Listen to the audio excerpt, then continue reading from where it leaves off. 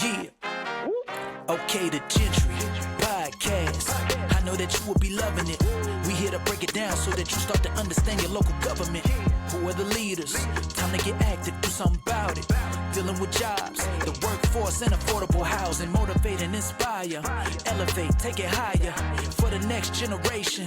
Knowledge is power for your community. Giving you the info that you really need. Time to make a change and a difference. Tune in, don't miss it. It's the Gentry.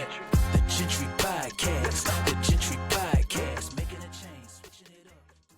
Hello, and welcome to the Jentry Podcast today. We have an incredible guest. We have Ohio State Representative Dani Isaacsohn, and he's also representing District 24, but he's also the minority House leader for the State House in Ohio. Wow, I've been looking forward to this one for quite a while. He has an incredible background, some things that you don't always hear when you're talking to state reps, and I will save that for later. I don't want to step on anything he has to say, but State Rep Isaacsohn, how are you doing today? I'm doing great. I'm taking this call from up in Cleveland. I'm at a Starbucks and a giant eagle. And my life is on the road these days all over the state. So it's good to get to pull over and have a conversation I've been looking forward to for a long time. Well, I appreciate the dedication, and similarly, we love the Cleveland area, especially Maple Heights. We had Mayor Blackwell on here. Oh, cool. Yeah, and we've had some other state reps as well. So I have nothing but love for Ohio. Actually, I'll take a second to pause. Both my parents went to the University of Dayton, so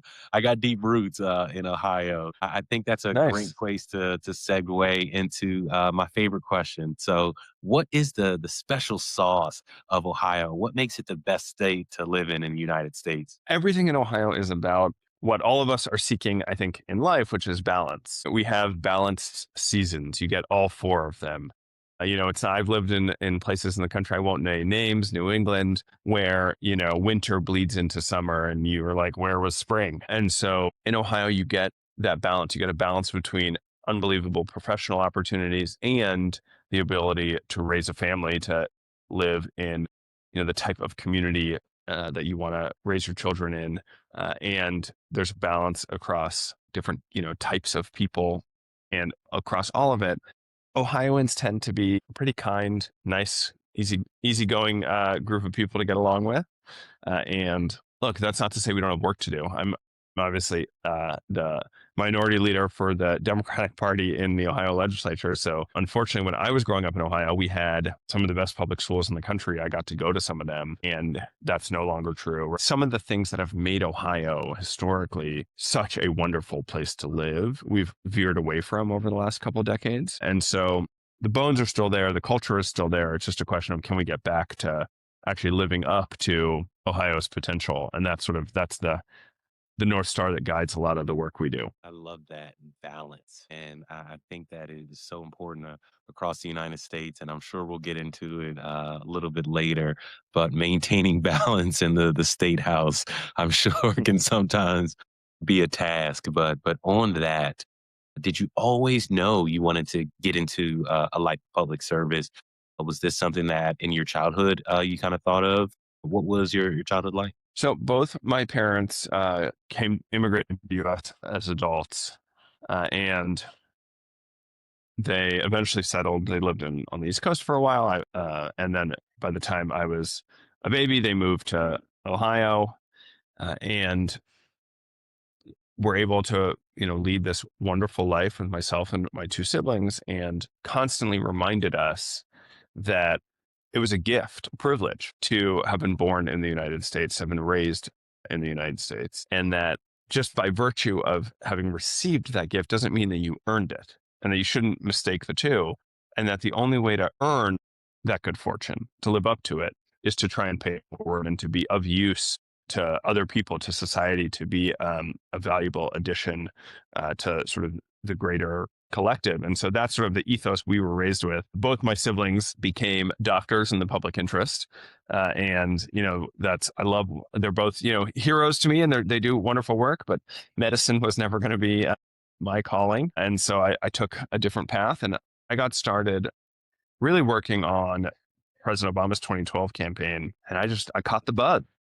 Campaigns are about, the best versions of campaigns are based around the idea that you can bring communities together to do something larger than themselves based on shared values. And that's a pretty awesome idea. And when it plays out in 2012 in Ohio and around the country, it felt like it did. So that was sort of my on-ramp. But yeah, it was always raised with a sense of like, we're lucky to have been born in this country and raised here. And that means that you got to be of service and try and have a positive impact on the broader community. Those are beautiful values that your parents raised you and your siblings with, to know from a young age that it was a gift.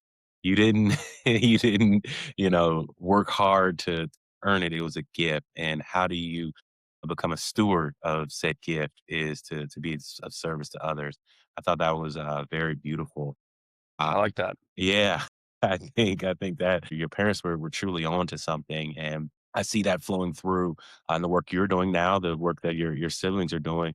Now, I did want to backtrack a little. I believe you had some time working in the Southwest, and kind of what were you doing there, and how has that led to what you're doing now? Well, God, it was such a dream for me at 23. I was coming off the Obama campaign, and in 2012, Ohio had the largest campaign apparatus of any state in the country for President Obama's reelection.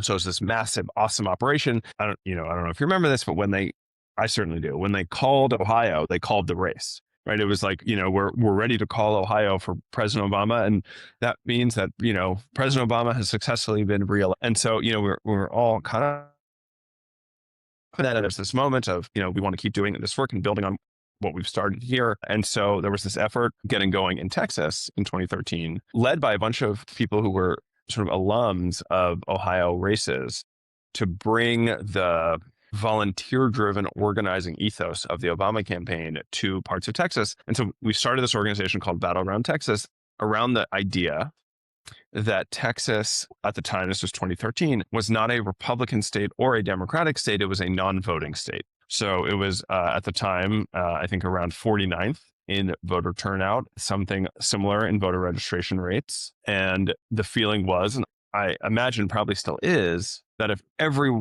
eligible voter in Texas was registered to vote and turned out to vote, that the state would be 50-50.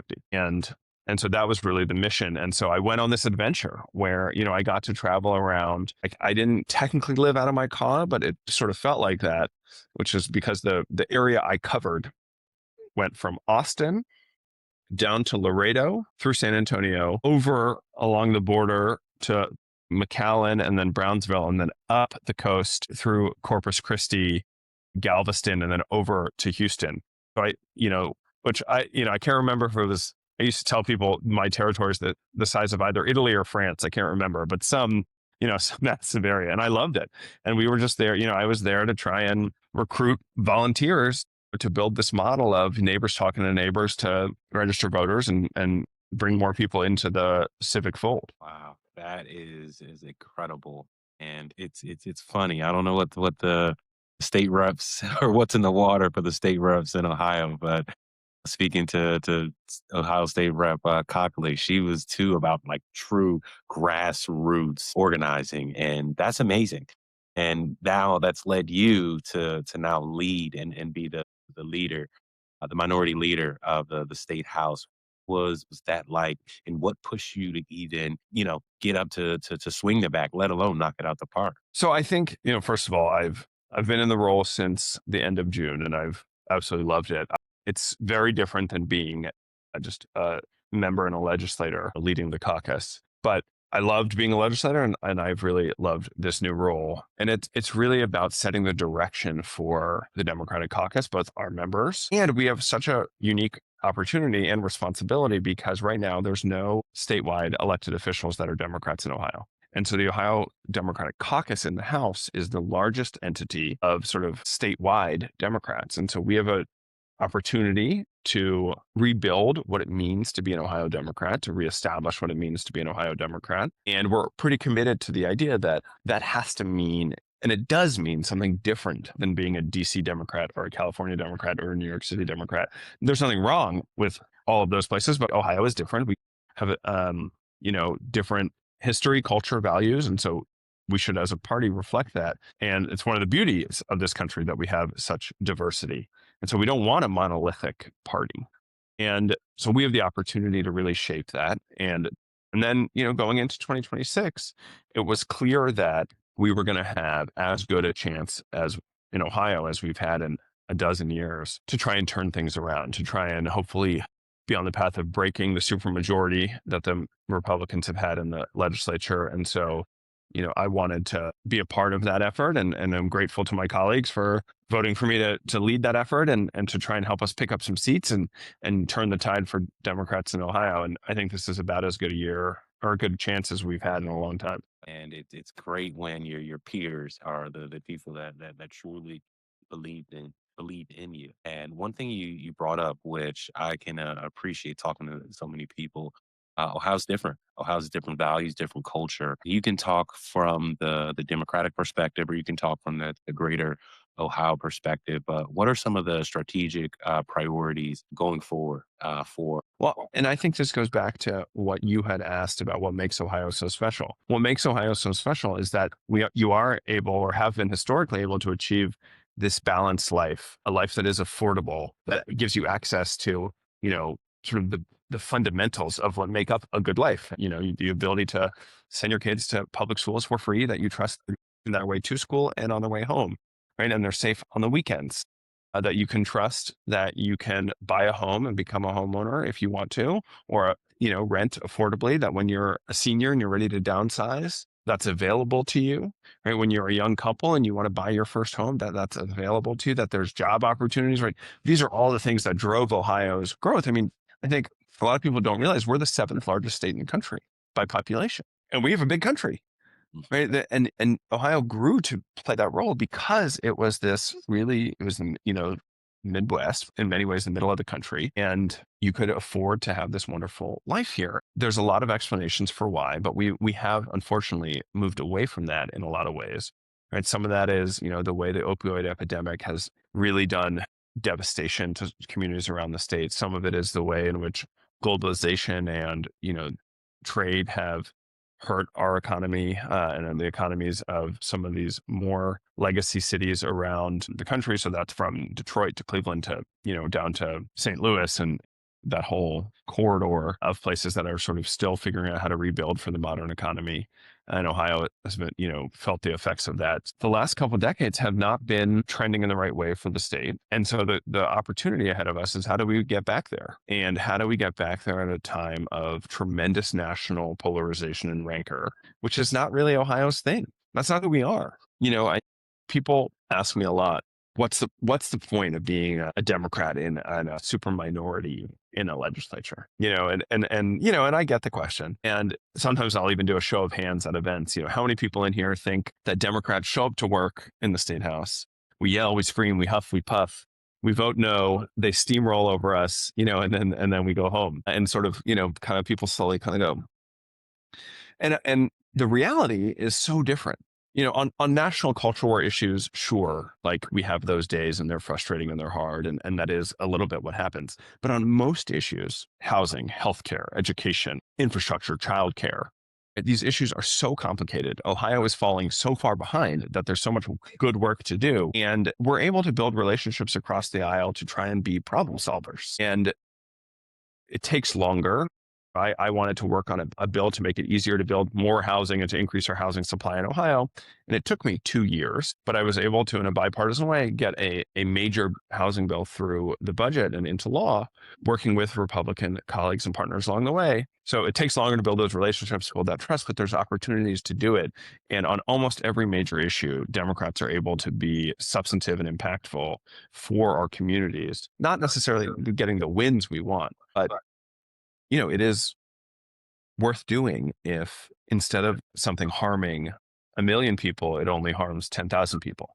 You have helped 990,000 people with your role. And it's not the thing that makes people light up, but it is real public service, and it's what the caucus is committed to doing. And then we find our wins where we can in bipartisan ways. And ultimately, my job is to bring a little more balance politically to the legislature, so that we can have more people who are less focused on driving clicks and more focused on getting some things done and solving some problems, because we've got a lot of them.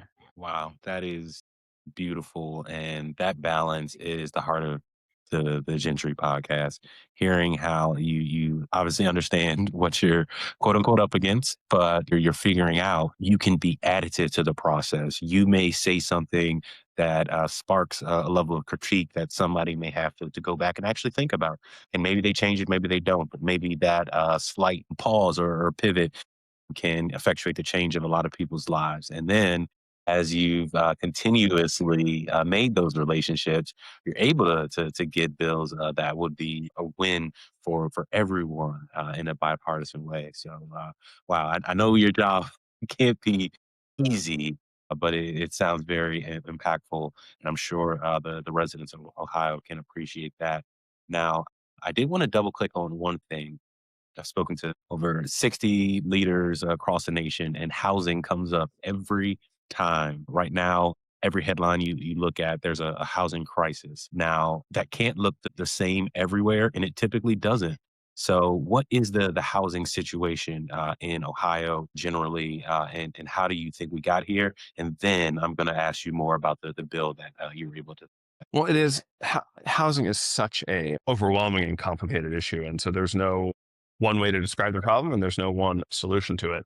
I first really came to this issue because before the legislature, after finishing law school, I started a small community engagement business that is really focused on the idea that people who live the issues every day are experts in them. And so that if you want to make policy better as a hospital, as a city government, as a school district or a police department or a authority, you need to talk to and learn from the everyday experts, the people who ride the bus or are getting bullied in school or, are struggling to pay the rent.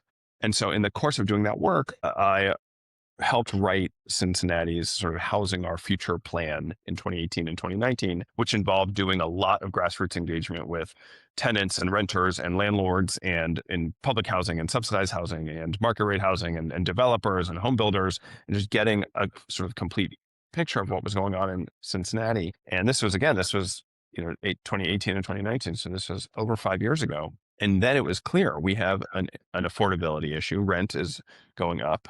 The issues really break down, I think, into, and this is not, I can't take credit for this way of identifying or describing the housing space, but there's an issue of there's not enough subsidy to help people afford housing who are at the lowest end of the income spectrum. There's not enough effort to stabilize housing for people who are in sort of middle market or housing, but are struggling to keep it, or housing that's falling apart, or older housing that needs to be renovated. And then there's not enough new supply coming online, right, to stabilize the market. So, we were hearing from families who couldn't find 3 and 4 and 5 bedrooms anywhere. We were hearing from seniors who couldn't afford to downsize because there was nowhere to go. Right. And so they didn't want to keep their 5 bedroom, but there wasn't a condo they could find that they could afford. And that was before property taxes in Ohio became a huge challenge for maintaining homes for senior homeowners. Developers had a ton of red tape when it came to supply and building, and it was too slow and there were too few places to do it. And, the same was true for the big home builders. So the housing situation was complicated. We think about one of the most probably broadest subsidy for renters, what's known as Section 8, but housing vouchers. And it was so interesting because you talk to, part of the problem is there's no enough places to use them. And so there was an effort a few years ago, the economist Raj Chetty did this big study. The thing that's most important is that we deconcentrate poverty. So that if you want housing to be a pathway to economic mobility, if you want people to, climb the economic ladder from generation to generation, you need to utilize these vouchers in places that are diverse economically. You don't want them all being used. You don't want to concentrate poverty in certain neighborhoods. The problem is you need a landlord to accept the voucher, and that's not a guarantee. I heard story after story after story of families who've received the housing voucher and they couldn't find anywhere to use it in the 60 days and then, 30-day extension they got.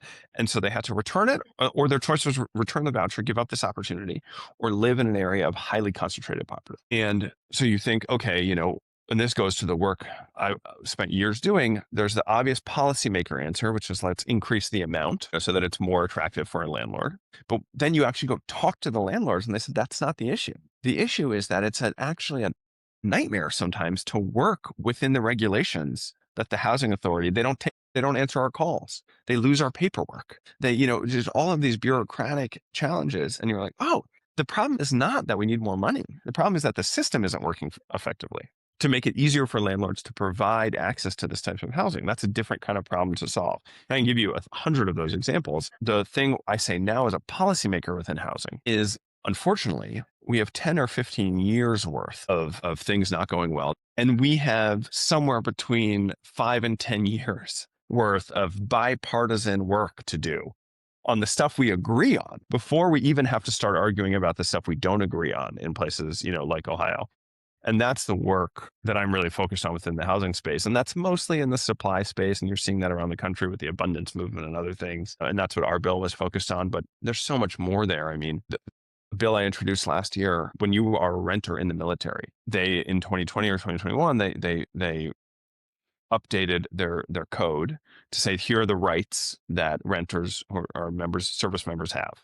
And it's the United States military, right? So this is not some left-wing manifesto, right? This is like really standard middle, make the language stuff that people understand, give a reasonable amount of time before giving someone notice, but we don't even have that. And so it's, there's been this sort of war on renters. We're not making it easy for people to be the type of landlords that we need. We've made it so hard to build new housing. And so there's tons of stuff to do in this space. Wow. It seems like, and that's what I've heard across the nation, it's such a layered issue. There's no one quote unquote silver bullet that addresses everything. And I can imagine from a policy standpoint, since there isn't a quick fix, somebody may disagree simply because they don't see the issue the same way. And that's actually fair because there's so many moving pieces to the issue. But I do applaud you. It sounds like you've definitely taken the time to understand from the people that are actually dealing with this, what's going on. So I'd like to kind of fast forward to the future or what's upcoming. I loved hearing about the housing bill. Are there any initiatives or bills that you have coming up that particularly make you proud? I think there's a lot of discussion around, and even, housing supply. And our bill is focused on making it easier to build by providing state resources to any local government that makes it easier to build housing in their communities. So that's density, it's zoning, it's parking minimums, it's water and sewer hookups, it's speeding up the approval process and permitting, right? There's all sorts of things that hold back just the pace of new housing development and the cost. But then there's also, we have to look at the negative role that a lack of competition has played in the market. Right. And so, there's some irony, right? That like it used to be that the Republican Party was sort of the party of, free markets and competition and capitalism. But now that they've become completely beholden to the billionaire class, right? That's actually not what billionaires want, right? They want monopolies and oligopolies and control. And that drives up costs for everyone else. And so what we have to actually try and inject more of is we need more competition in the market. We need a freer and fairer marketplace in housing. So the idea that landlords all over the country can use algorithmic pricing to do dynamic pricing on rents it is very clearly a form of like gouging that is against the law in other capacities. The law just hasn't caught up with the technology. But you are not allowed to do price collusion in industries. That is against the law, and it's against the law because if every company that sold diapers got together and they said, we want to make sure that we are as profitable collectively as possible, let's just collude on pricing so that no one can undercut each other through competition. Well, the consumer pays the price for that, right? And so we have laws that don't allow that because we want to foster competition in the marketplace. That's the whole capitalist principle that will bring down prices and costs because you're competing to win customers. And what we're allowing in the rental space with dynamic pricing and algorithmic pricing is we're allowing landlords to collude on rents. And so if you're not competing for new tenants, new renters, then you can jack up prices. And if everyone's jacking them up with you, then we've seen attorneys general, Democratic attorneys general around the state or around the country go after this. There's a bill that I was working on before I became leader that now is a bipartisan bill in the Senate in Ohio. It's hopefully going to be a bipartisan companion bill in the House. And because it can't just be about building more housing supply. We also have to look at the negative impact that reducing competition and basically cheating people has had on primarily renters, but not exclusively. Even President Trump called out yesterday the role that institutional investors have had in manipulating the single family market. It's more complicated than I think he presented it, but there's no doubt that certainly in some of the communities I represent, entire blocks have been bought by out-of-state institutional investors, and then they become these slumlords that you can't answer, that don't answer the phone. So there's a lot of work to do in both protecting renters and making it easier to be a good landlord and elevating the good landlords, because we do need good landlords who will get access to a fair and competitive marketplace. Yeah. Wow. Again, I can hear somebody that has done the work to understand the actual issue, and then is also putting pen to paper and I say feet to pavement, and making sure certain sides of the issue aren't forgotten. Of course, we need to build more houses, but we need to make sure that the people that are in properties are protected and are able to stay in those properties. And then, yes, he spoke about President Trump and the largest of investors. It's layered because, yeah, like I think nationally, what is it, around 3%? But if you go to a Phoenix, it's like 25%. So in different areas, as you teased out in Ohio, that plays a different part. But it does show that everybody wants to take a look at it. So that is a step in the right direction. So I wanted to ask a couple questions like these. We call our last chance games. So they're going to be quick. I don't know if you've ever done improv, but that's kind of where we get it from. So we'll go back and take a look at these. But the first answer that comes to your mind is what we're looking for. And then we can come back and kind of tease it out. But we'll start quickly. So first one, what is a policy that looks good on paper, but is nearly impossible to execute? Using financial incentives to boost school attendance. Okay. There's a backstory there. Okay, we'll circle back. If you can invent one role for either the state legislature or anywhere in Ohio that really needs a role, what would that role be, and I guess where? I think we need to do much more as someone to be in the role of the bridge between urban and Appalachian communities. We've seen in Ohio that I'll let you out. We'll definitely get back. But yes, a bridge between urban and Appalachian communities. You're on fire. You're on fire. What is the hardest truth that community members can mistake around trade-offs and timelines in the Ohio State House? Yeah, so this will be my hot take for you. In places where, in particular, in places where Democrats are in the minority, there is often a choice that we face between doing things that feel good and make us feel good about ourselves, and doing things that do good for other people. And that is often a choice because we are in the minority that we are presented with. And I believe you want public servants and you want elected officials who are willing to do the hard thing, which is the thing that does good, but doesn't necessarily make themselves feel as good. I love that, and I definitely want to tease this out a little bit more. I have 4 more questions, and then we'll circle back. So, what's the biggest long-term risk you cannot fully solve in a 2 or 4 year election cycle? Undereducating our kids, because every year you screw that up, it builds on itself. Unfortunately, you can't get those years back. Then the last 3 questions are the same question with different thresholds. So if I gave you $100,000, what obstacle would you tackle first? School attendance. Nice. Okay. But not with financial incentives. If I gave you $1 million, what would you change? In a state this big, I think I would want to put it towards just food assistance. And the final question, if you had unlimited budget for 1 year, what would you build or fix? We would drastically change the student-teacher ratio in every single community, starting with the ones with people say money can't solve all problems in education, and that's true, but you better believe that you'd see different results if there was 1 teacher for every 3 kids in the lowest funded, the lowest income parts of the state. Absolutely. I wholeheartedly agree there. I've done some, in a past life, I did some education consulting when I was in the Northeast. And yeah, you'd be surprised what dropping that teacher to student ratio would do, even in some of the toughest schools. So, yeah, I just want to just go back and first and foremost, great job. You killed that. You were fast, and I was hearing things that I don't always hear. So let's start with what policy looks impossible to execute. You said incentives financial incentives for school attendance don't work. What did you mean by that? It's not so that they don't work. They do work. And they've worked all over the world. There's a ton of data on this from 60 different countries, and every pilot that happens in U.S. cities also it works. It's the politics of it that are so hard, and because it's one of these, and it's really interesting. It's one of these where like the policy, the data's there. It's if you want to change the culture of attendance, which took a dramatic shift after COVID, and we still haven't fully recovered. And so chronic absenteeism continues to be one of the largest issues in education around the country.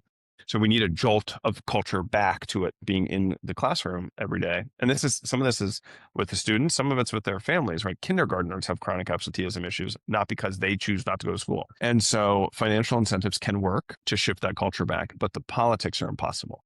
I learned this the hard way. And so, you get this uproar of people who say some version of, with some legitimacy, we shouldn't have to do this. You shouldn't have to pay kids to go to school. I agree, you shouldn't have to. It's just it's a question of, well, do we want a policy that works or not? But the politics of it are impossible. And so it's one of these examples of like, yeah, sure, the policy looks good on paper and the data from all the pilots is good. But and financial incentives work this way in a bunch of different areas. The federal government allowed financial incentives to be used in pilot programs to help people get into addiction treatment. And great data, it works. People show up. They are more likely to, get treated for substance abuse and successfully complete the treatment. But politically, it became too hard to sell the idea of paying people to get treatment that they should get anyways. And so they were only able to do it as pilots because you can't sustain it politically. So I think it's important to know when some things just are not going to happen. Wow. Yeah, it's a sad truth, but I do think it's worth putting out there that there is data that shows it works, but it'll take quite the political capital to get it done. Now, another great answer for what would instantly change outcomes, what role, he said some like a conduit between urban and Appalachian communities. What did you mean by that? Well, the story that has been told, around the country and the partisanship and polarization that's been stoked by, I think pretty cynical leaders for the last few years is that, there's two different types of America. And that's, I think, been really true in, trying to paint cities in a certain way or trying to paint rural, particularly Appalachian areas in a certain way. But when you actually go and spend time in those communities, I've spent a lot of time in the different classrooms in different schools and urban cores and Appalachian communities. And I started telling people, if I closed my eyes and subbed out the words chipped lead paint for dirt floors, I had the same conversation 100 times. Same challenges with intergenerational poverty, same challenges with substance abuse, with the criminal justice system, with underinvestment from the state and the federal government, with access issues to healthcare. The thing we say is, if it takes you an hour and a half to get to an urgent care clinic on 3 buses in downtown Cleveland, or it takes you an hour and a half to drive to the nearest urgent care clinic in Northwest Ohio, your access issue is actually similar. And so yes, there are cultural differences, but the opportunity is that we can't let those cultural differences distract us from or distort the fact that the challenges are shared. And so the solutions can be shared. And the reason these communities have been held down for so long is largely because it's been a divide and conquer strategy. And if urban communities and Appalachian communities could reject the artificial division based on culture and actually team up on, the fact that you should be able to learn to read, whether you're from Southeast Ohio or Southwest Ohio, so on literacy, on education, on healthcare, on housing, transportation, on opportunity, there's a lot of overlap and a need for people to come together. So I think that's where one of the greatest opportunity is for places like Ohio and Pennsylvania and West Virginia and Virginia, Tennessee. You're hitting all the main pillars of Gentry today. Mono, the biggest thing that we stand for is we're all more alike than we are different. And it sounds like that's what you're seeing in real time, speaking to different places, but hearing the same tropes unfortunately. So yeah. So one of the things that you said would be a hot take is what are the misconceptions around trade-offs and timelines? And you stated that sometimes you have to do the thing that doesn't make you feel the best, but is the best thing for progress and making the people better off. What did you mean by So I'll give you an example. It's one I share a lot because I think it displays a bunch of points at once. My first year in the State House, Ohio had a huge surplus, very rare $8 billion surplus. And so we had money to utilize, right, to do things. And so I was serving on the finance committee, and we put forward a concept that we should provide free breakfast and lunch to every kid in Ohio. No more, levels of it, no more charging kids to eat. Just make it free for everyone. It would have been about $200 million, which is a lot of money, but we had the money. And, goes to what we were just talking about. Most of the kids who would benefit from that were not in urban areas like Cincinnati Public Schools, where I graduated from, because those districts had such concentrated poverty that they already had 100% free and reduced lunch. Most of the kids who were going hungry at school were actually in rural areas, particularly in Appalachian parts of Ohio and Southeast Ohio. But, a hungry kid is a hungry kid. So, just because we don't represent those communities doesn't mean we weren't going to fight for this policy. And we really thought it had a shot. And it did have a shot. And we got pretty close. And then the finance chair said, not going to happen. Don't have the votes. And this was someone who, by the way, represented a community with one of the highest percentages of hungry children. But the votes weren't there on the committee from the Republican side. So the tempting thing to do, the thing that would have felt good in that moment, was go to the airwaves, go to social media, and just put them on blast, and beat our chest. We're the ones fighting for hungry kids, and these, people, won't do anything to help them, and it would have garnered clicks, it would have garnered anger, all the things that feed into the algorithm. And it would have felt, in the moment, short-term bursts of feeling good, maybe self-righteous, but it wouldn't have done any good. Instead, we went back to the drawing board and we presented plan B. We said, okay, 200 million was too much for you guys. How about let's just make every breakfast free. $26 million at the time. Breakfast food is much cheaper. Let's just guarantee that every kid in Ohio gets a meal to start the day if they want one. They thought about it, and they, 26 million, not a lot in a budget at the time that was nearing 100 billion. And honestly, I was shocked when they came back and said no. Now you can imagine the temptation to again sort of go to the social media was even greater at this point. And instead we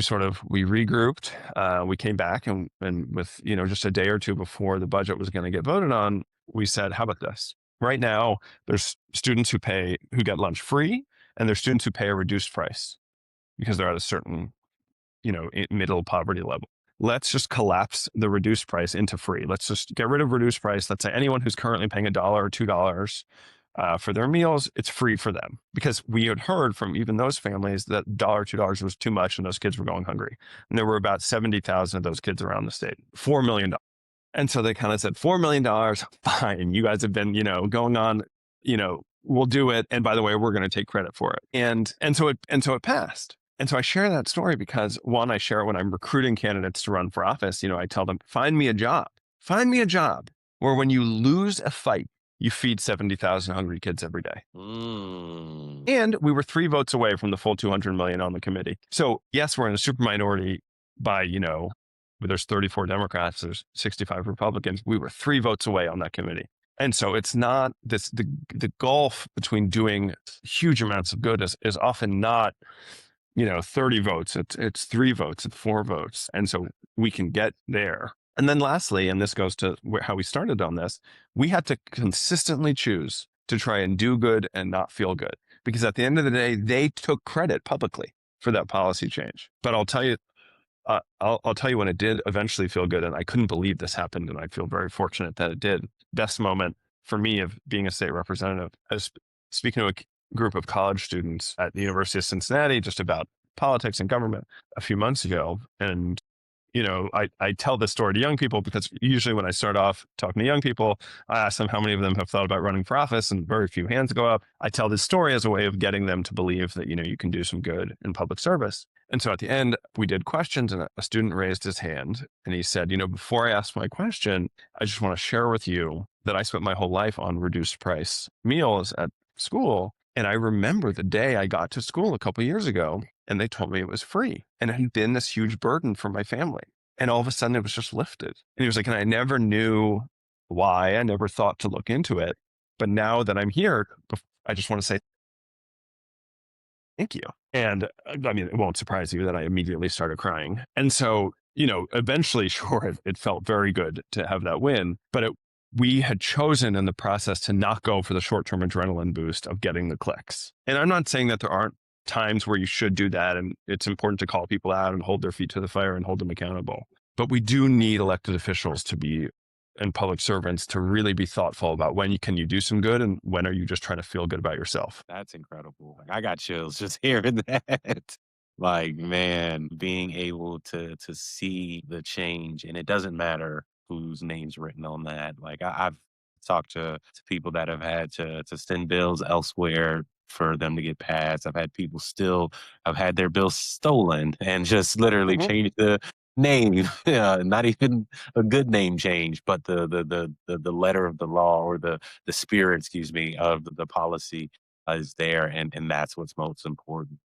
So yeah, I do as a community member myself. Yeah, I feel like I can even miss that when legislators are doing what they can and making concessions where they need, because as a community member, it just feels like, oh well, this is what we want. But you gotta be strategic and think long term. So I applaud you for that, and I'm glad you got some sort of not retribution but recognition and an understanding of the help that you're able to do. The short term, the long term risks that you can't get done in an election cycle. I believe you said it was around education. This is the another one that came up around education. So what did you mean by that?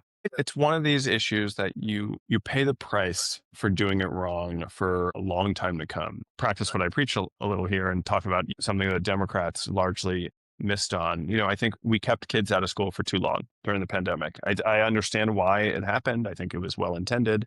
But in retrospect, knowing what we know now, I think it's clear that was a mistake. And you don't get those days back. You don't get those years back. Kids just fall behind. And, the last governor in Ohio, Governor Kasich, massively cut K through 12 education funding. And it took a while, but our education system dropped in the rank. We dropped from top 5 to bottom 20.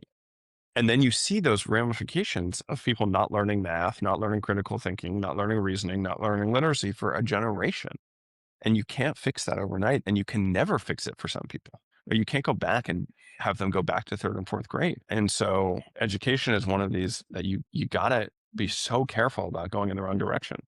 It says it's still recording, so we should be good. It says 50 minutes. I apologize, but you were speaking about education. It's one of these issues where we have to be incredibly careful about putting us in the wrong direction, because it has an impact on students that you really, it's difficult to recover from. It sounds like if you had unlimited budget, you would tackle some of the gaps in that education system. So bringing down that teacher to student ratio, which I share myself. I've seen that done, and it's very effective. And then for $100,000 in $1 million, why did you say you would utilize those amounts of money a little bit differently? I think I'm going to amend those answers. I think upon reflection, my answer for the first two should have been the same, which is wiping out people's medical debt. It has $100,000 can wipe out $20 million in medical debt. Right? $1 million can wipe out